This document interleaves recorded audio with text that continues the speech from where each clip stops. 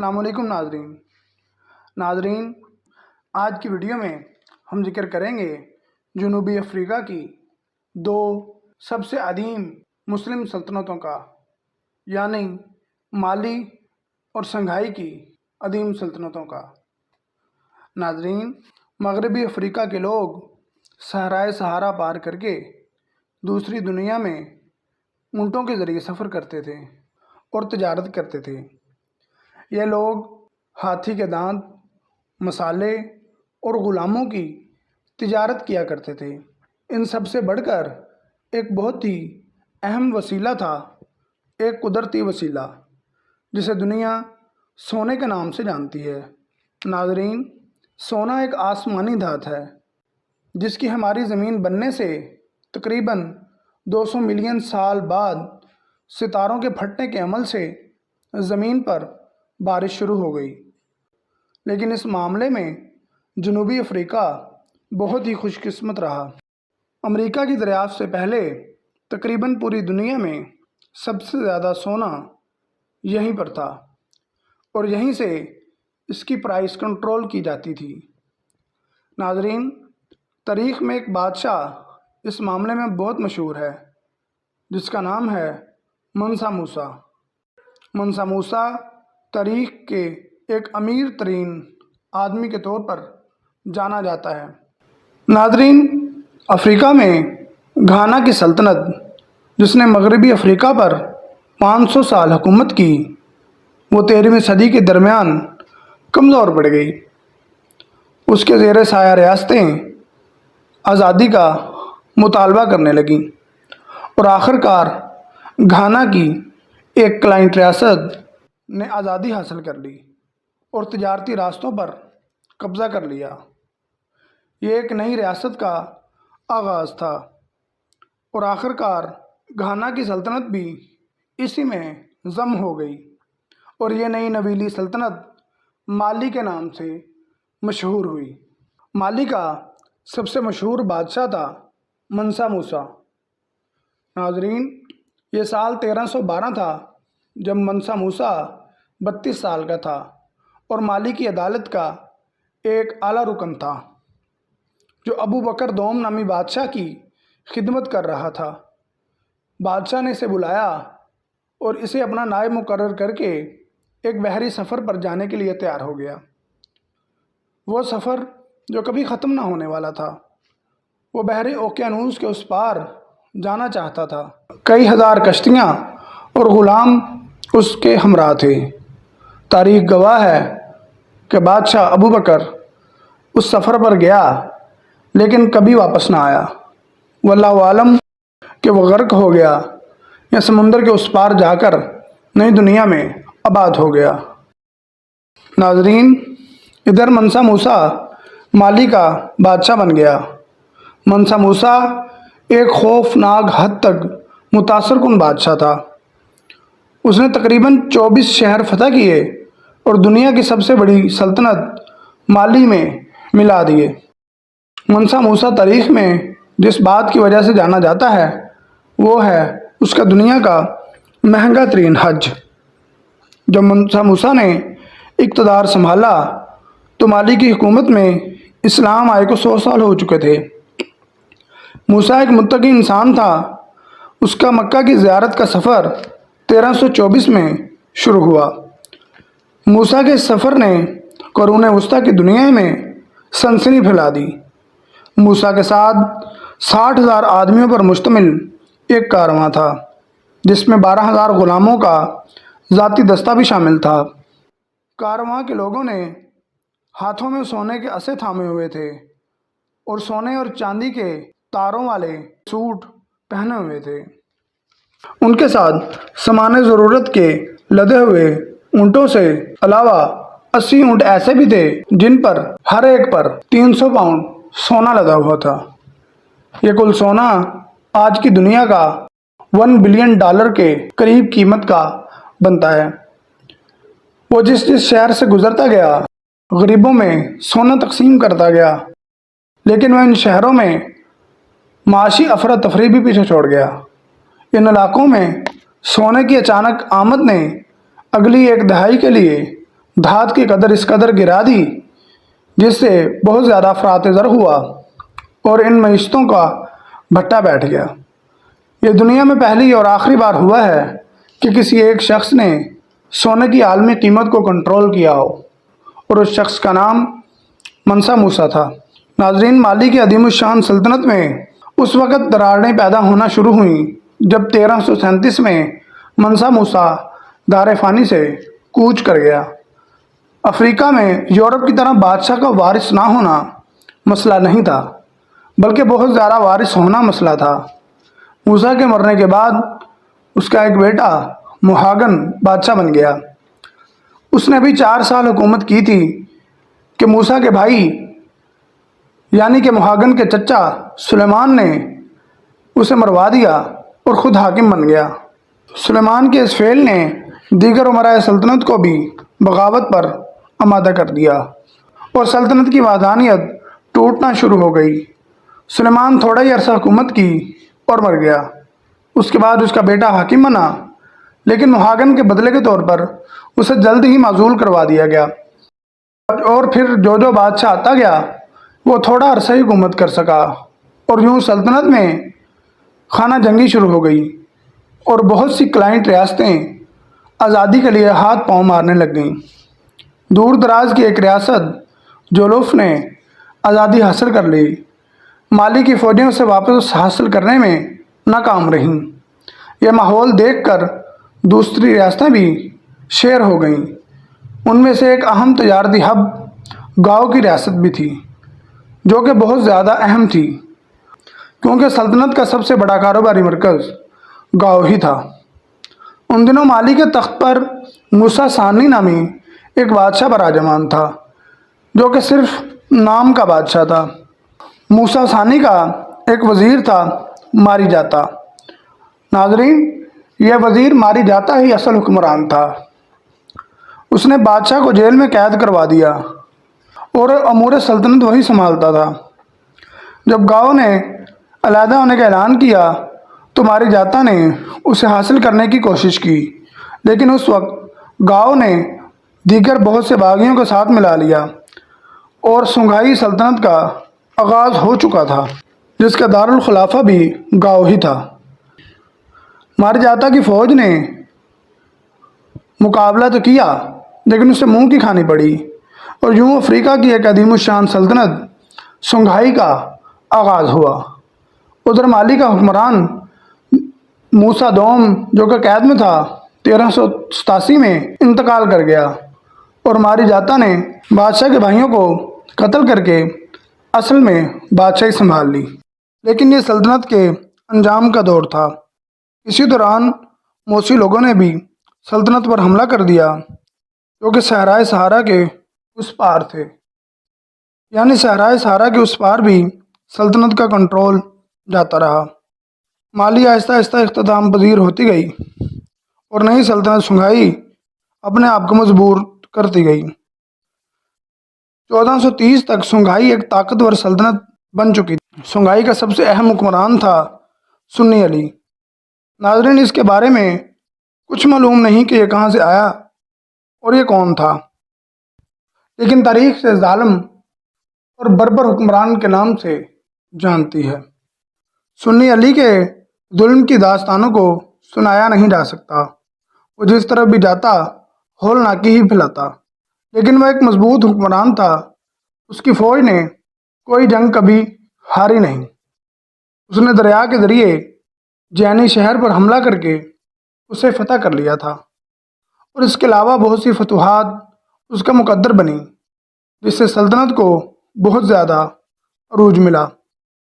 اس کے ظلم کی ایک کہانی یہ بھی سنائی جاتی ہے کہ فلبی نامی ایک قبیلے نے بغاوت کر دی، جس پر سنی علی نے تمام کے تمام قبیلے کے لوگوں کو سزائے موت کا حکم سنا دیا۔ اس قبیلے کے سارے لوگ قتل کر دیے گئے، صرف اتنے لوگ بچے کہ وہ ایک درخت کے سائے کے نیچے بیٹھ سکتے تھے۔ وہ بچوں کو چکی میں پسوا دیتا اور اس کا گوشت گھوڑوں کو کھلاتا۔ ناظرین، اس وقت ٹمبکٹو شہر علم کی معراج پر تھا۔ وہاں علم پر بہت زیادہ کام کیا گیا تھا اور جاری تھا۔ اگر کہا جائے کہ گاؤ سٹی مغربی افریقہ کا دل تھا تو ٹمبکٹو اس کا دماغ تھا۔ وہاں کتابوں کے لاکھوں نسخے موجود تھے اور لکھاری بھی۔ سنی علی کی ٹمبکٹو پر نظر پڑ گئی۔ علی علم کا بہت بڑا دشمن تھا۔ نہ تو وہ خود پڑھا لکھا تھا اور نہ ہی پڑھو لکھوں کو پسند کرتا تھا۔ اس نے ٹمبکٹو پر فوج کشی کرنے سے پہلے اپنے قاصد کو وہاں بھیجا تاکہ ایک ٹھنڈی وارننگ دے دی جائے۔ رات ہونے سے پہلے شہر خالی ہو گیا اور یوں سنی علی بغیر مزاحمت کے ٹمبکٹو کا فاتح بن گیا۔ سنی علی کے جبر و ستم اس قدر بڑھ گئے کہ اس کے متبادل جو کہ رحم دل حکمران تھا اس کی ضرورت پڑ گئی۔ دوپہر کو قاصد پہنچا، اس نے ڈھول پیٹنا شروع کر دیا۔ لوگ اس کے گرد جمع ہو گئے۔ جب لوگ جمع ہو گئے تو اس نے ایک تلوار کی چادر اتاری اور لوگوں کی طرف اشارہ کر کے کہا کہ یہ بادشاہ کی تلوار ہے۔ آج شام تک اگر کوئی شہر میں رہ گیا تو بادشاہ کا حکم ہے کہ اس تلوار سے اس کا سر قلم کر دیا جائے۔ یہ سننا تھا کہ لوگوں نے کھانا کھائے، سامان اٹھائے، حتیٰ کہ اپنے گھروں کے دروازے بند کیے بغیر وہاں سے بھاگ گئے، اور یہ ضرورت وقت کے لیے ناگزیر تھی۔ سنگھائی فوج میں ہی ایک باغی تھا، عاسکیہ محمد۔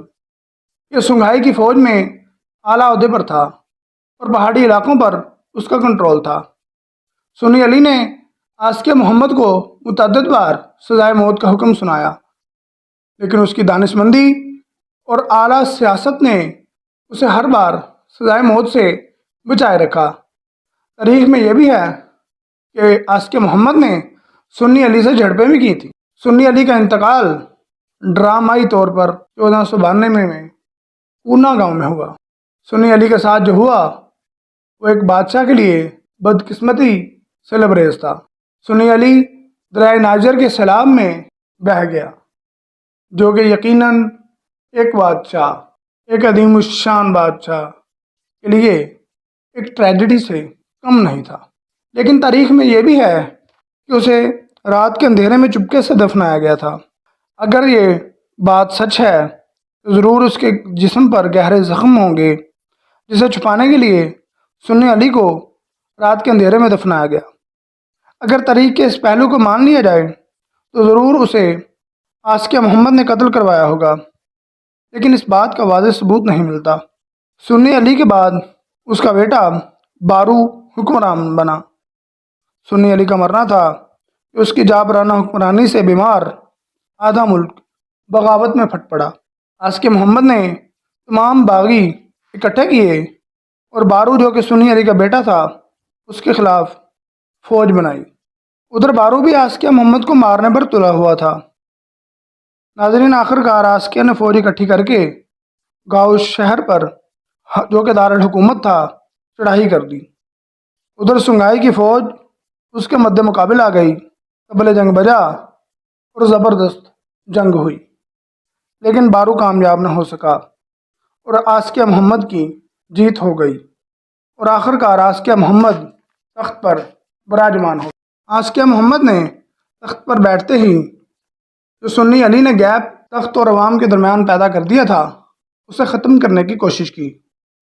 باہر کی دنیا کے ساتھ سفارتی تعلقات قائم کرنے شروع کیے اور سلطنت میں اصلاحات کرنی شروع کر دیں۔ عاسکیہ محمد نے اقتدار پر قابض ہوتے ہی مہمات کا آغاز کر دیا۔ اس نے جنوب میں موسی لوگوں سے جنگ کی اور انہیں سلطنت میں واپس شامل کیا، اور اس نے صحرائی ٹارک کے لوگوں کے خلاف مارچ کیا اور تغذہ کی نمک کی کانوں پر قبضہ کر لیا۔ ناظرین، وہاں اتنا نمک تھا کہ وہاں کے لوگ نمک کے پتھروں سے اپنا گھر بناتے تھے۔ عاسکیہ محمد کی فتوحات نے اس وقت سلطنت کو افریقہ کا سب سے بڑا علاقہ بنا دیا تھا۔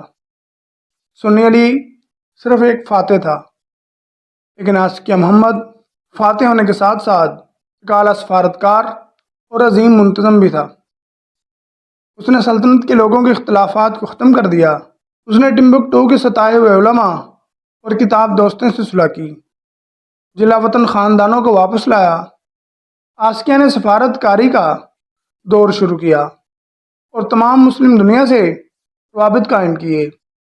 اس نے مکہ کی زیارت بھی کی، جس میں اس نے تمام قبیلوں کے سرداروں کو اپنے ساتھ مدعو کیا۔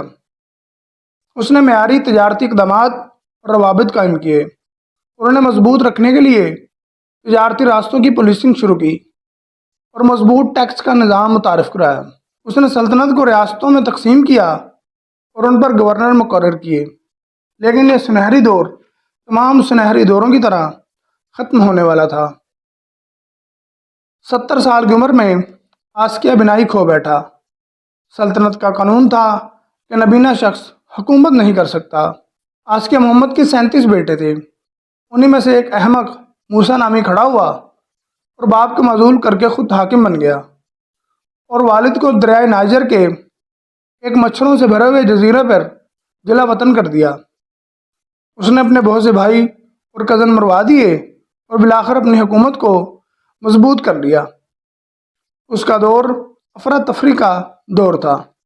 باپ کے جلا وطن ہونے کے 8 سال بعد آسکیہ محمد کے ہی ایک بیٹے آسکیہ اسماعیل نے موسیٰ سے تخت چھین لیا اور نابینا باپ کو جلا وطنی سے رہائی کا حکم دیا۔ آسکیہ محمد کے گھر آنے کے 1 سال بعد اس کا انتقال ہو گیا۔ آسکیہ اسماعیل جو کہ حکمران تھا وہ بھی وفات پا گیا اور سلطنت نہ ختم ہونے والے اندرونی انتشار کا شکار ہو گئی۔ حکمرانی کے کئی دعوے دار آئے اور آپس میں لڑتے رہے اور یوں سلطنت کا شرازہ بکھر گیا۔ اتنے میں آسکیہ داؤد تخت پر براجمان ہو گیا۔ اس نے سنی علی کی طرح سخت پالیسی اختیار کی، بغاوتوں کو بری طرح کچلا، لیکن اب بہت دیر ہو چکی تھی۔ جو دراڑیں پڑ چکی تھیں وہ پر ہونے کا نام نہیں لے رہی تھیں۔ اس نے چند فتوحات تو کیں لیکن زیادہ نہیں کر سکا۔ اس کے دور میں غلامی بہت زیادہ بڑھ چکی تھی۔ ادھر امریکہ کی نئی زمین کولمبس نے دریافت کر لی تھی۔ آسکیہ اسحاق کے دور تک 2.5 لاکھ افریقی غلام امریکہ میں سمگل کر دیے گئے تھے۔ سنگھائی کی معیشت کا بٹھا بیٹھ چکا تھا۔ اب امپائر سے وہ ذہنیت کھو چکی تھی۔ اس نے 34 سال حکومت کی۔ آسکیہ داؤد کی وفات کے بعد سلطنت پھر انتشار کا شکار ہو گئی۔ پھر وہی تخت و تاراج کی لڑائیاں شروع ہو گئیں۔ بہت سے علاقے سلطنت سے چھن چکے تھے۔ ناظرین، اس لڑی کا آخری بادشاہ تھا آسکیہ اسحاق دوم۔ جب اس کی حکومت آئی تو یہ سلطنت کے آخری ایام تھے۔ سلطنت کے اختتام کی بڑی وجہ خطے میں اسپین اور پرتگال کے اس پار شمالی افریقہ میں مراکش میں سعدی خاندان کی ابھرتی ہوئی طاقت تھی۔ ناظرین، سعدی خاندان نے مراکش کے ساحل کے قلعوں پر اور چوکیوں پر سے پرتگالیوں کو بے دخل کر کے زبردست مقبولیت حاصل کر لی تھی۔ ان کے عمل پر پرتگال بفر گیا۔ اس نے مراکش پر دوبارہ حملہ کر دیا۔ وہ حملے میں اتنے پراعتماد تھے کہ انہوں نے اپنے بادشاہ کو بھی جنگ میں ساتھ لے لیا، کیونکہ ان کا خیال تھا کہ جیت صرف ان کی ہوگی۔ انہوں نے مراکش کے سلطان سے کسر الکبیر کی جنگ میں ملاقات کی اور اپنے 8,000 فوجی مروا لیے، 15,000 فوجی قید کروا لیے اور ان کے بادشاہ کی لاش تو آج تک نہیں مل سکی۔ یوں پرتگال کے بادشاہ کا تخت ایک جھٹکے میں زمین بوس ہو گیا۔ مراکش نے اپنے بہت بڑے حریف کو شکست دے دی تھی، لیکن اس سے مراکش کا خزانہ خالی ہو گیا تھا۔ خزانے کو دوبارہ بھرنے کے لیے انہیں ایک ترکیب سوچی۔ صحرائے سہارا کے اس پار امیر لیکن شورش سے زیادہ زمینوں پر ان کی نظر پڑی، جو کہ سونے اور نمک کی زمینیں تھیں، یعنی کہ سنگھائی کی زمینیں۔ ناظرین، سنگھائی کی بگڑی ہوئی حالت کی خبر ایک شاہی غلام جو کہ سنگھائی سے فرار ہو کر مراکش پہنچا تھا نے مراکش کے سلطان کو دی۔ اس نے سنگھائی کے بارے میں مکمل انٹیلیجنس فراہم کی کہ وہ کمزور ریاست مراکش کی فوج کا مقابلہ نہیں کر سکے گی۔ مراکش کے سلطان نے سنگھائی پر حملہ کرنے کے لیے جوڈار پاشا کی سربراہی میں ایک فوج تیار کی، فقط 4000 کی فوج، اور انہیں صحرائے سہارا پار کر کے سنگھائی کی کم و بیش 1,00,000 کی فوج سے مقابلہ کرنا تھا، یعنی چونٹی کا مقابلہ ہاتھی سے۔ مراکش کا فوجی دستہ مارچ کے لیے نکل پڑا۔ مراکش کے غریب سلطان نے انہیں زیادہ وسائل بھی فراہم نہیں کیے تھے۔ جوڈار پاشا نے اپنا سفر 1590 میں شروع کیا اور انہیں سنگھائی کے دارالحکومت تک پہنچنے میں 5 مہینے لگ گئے، یعنی کہ کسی بھی سفر کا 2 یا 2.5 گنا زیادہ، کیونکہ انہیں پہلے سرائے سہارا عبور کرنا تھا، پھر دریائے نائجر کا دلدلی علاقہ۔ آخر کار گرتے پڑتے وہ سنگھائی کے دارالحکومت گاؤں میں پہنچنے میں کامیاب ہو گئی۔ ان کے سامنے سنگھائی کی عظیم فوج استقبال کے لیے کھڑی تھی۔ نظارہ ناقابل یقین تھا، یعنی کہ 4000 بمقابلہ لگ بھگ 1,00,000۔ لیکن مراکشیوں کے پاس ایک ڈرامائی ہتھیار تھا جو کہ سنگھائی والوں کے علم میں بھی نہیں تھا، وہ تھیں بارود سے لیس بندوقیں۔ لیکن سنگھائی کی فوج نے اس کا زبردست بندوبست کیا تھا۔ جب جنگ شروع ہوئی تو سنگھائی والوں نے دشمن کی لائنوں کی طرف ہزاروں مویشی چھوڑ دیے تاکہ ان میں بھگدڑ مچ جائے اور ہمارے گھوڑ سوار حملہ کر کے مراکشیوں کو دبوچ لیں۔ ایسا کیا گیا، لیکن یہ حربہ کارگر ثابت نہ ہو سکا، کیونکہ مراکشیوں نے توپ کے گولے چھوڑ دیے، جس سے مویشی واپس سنگھائی کی لائنوں کی طرف بھاگ گئے۔ پھر سنگھائی کی طرف سے مارچ کیا گیا، لیکن ان کا مقابلہ تھا مراکشی رائفلوں سے۔ مراکش کی فوج نے رائفلوں سے اٹیک شروع کر دیا۔ کچھ دیر مقابلہ ہوا، لیکن سنگھائی کی عظیم فوج مراکشی رائفلوں سے مقابلہ نہیں کر سکی اور جلد ہی ڈھیر ہو گئی، اور بادشاہ آسکیا ساکدوم اپنے ذاتی گارڈ کے ساتھ بھاگ گیا، اور جوڈار پاشا کی فوج گاؤں شہر پر اتر آئی۔ انہوں نے گاؤں کو ملے میٹ کر دیا، تمام خزانہ لوٹ لیا گیا، ٹمبکٹو اور جینی جیسے شہروں کی مارکیٹوں اور عمارتوں کو مسمار کر دیا گیا اور انہیں لوٹ مار کر جلا دیا گیا۔ یوں مالی اور سنگھائی کی عظیم صدیوں پر محیط سلطنت کا تاریک انجام ہو گیا۔ ناظرین، وہی قومیں وقت کی کسوٹی پر چلتی ہیں جو کہ وقت کی ضرورت کو سمجھیں اور جدت اختیار کریں۔ سنگھائی کی اتنی بڑی سلطنت کا دھڑم تختہ ہونے کی بڑی وجہ ان کا اسلحے سے ناآشنا ہونا تھا۔ آج کے دور میں بھی جو قومیں جدت کو اختیار نہیں کریں گی اور اپنے آپ کو جدید اسلحے اور فوج سے لیس نہیں کریں گی، وہ ماضی میں کہیں گم ہو جائیں گی، اور ایسی گم کہ ان کا نقشہ بھی کھو جائے گا۔ والسلام۔